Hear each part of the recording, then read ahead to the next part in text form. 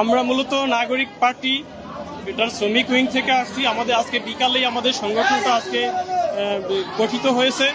আমরা সেই হিসেবে আমাদের প্রথম কাজেই আজকে শুনলাম যে একটু আগেই যে একজন শ্রমিক মারাও গিয়েছেন।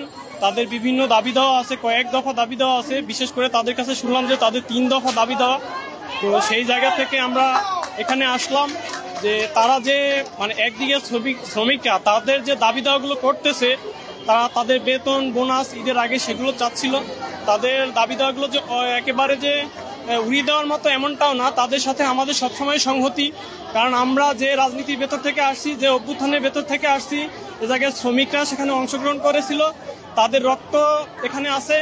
ফলে নতুন যে বাংলাদেশ, আমরা যেই বাংলাদেশ গড়তে চাচ্ছি, যে শ্রমিক বান্ধব বাংলাদেশ গড়তে চাচ্ছি, সেই বাংলাদেশে তারাও আমাদের অংশ।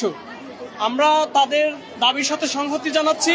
তো সেই জায়গা থেকে আমরা এখানে কথা বলতে চাচ্ছিলাম, যেহেতু শ্রমিকরা একদিকে অবরুদ্ধ করে ধরে রাখছে প্রশাসনকে, ফলে ভেতরে মালিক পক্ষ কেউ থাকলে অথবা প্রশাসনের সাথে আমরা কথা বলতে চাচ্ছিলাম, আমরা শ্রমিকদেরকেও আশ্বস্ত করতে চাচ্ছিলাম। আমরা মূলত এজন্যই আসছি এ জায়গায়।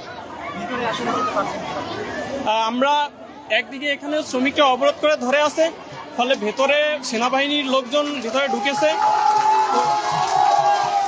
ভেতরে সেনাবাহিনীর সদস্যরা ভেতরে আছে। তো আমরা যখন তাদের সাথে কথা বললাম যে আমাদের সাথে আমরা ভেতরে যেতে পারি কিনা, আমরা তাদের সাথে আলাপ আলোচনা করতে পারি কিনা মালিক পক্ষ অথবা প্রশাসনের সাথে, কিন্তু আমাদেরকে জানানো হলো যে আপনাদেরকে এখন এই মুহূর্তে নেওয়া হচ্ছে না আর কি। আমরা এখানে আসছি প্রায় 8 জনের মতো। হ্যাঁ, আর আমার নাম হচ্ছে সজীব ওয়াফি। আমি শ্রমিক উইং এর যুগ্ম সমন্বয়কারী।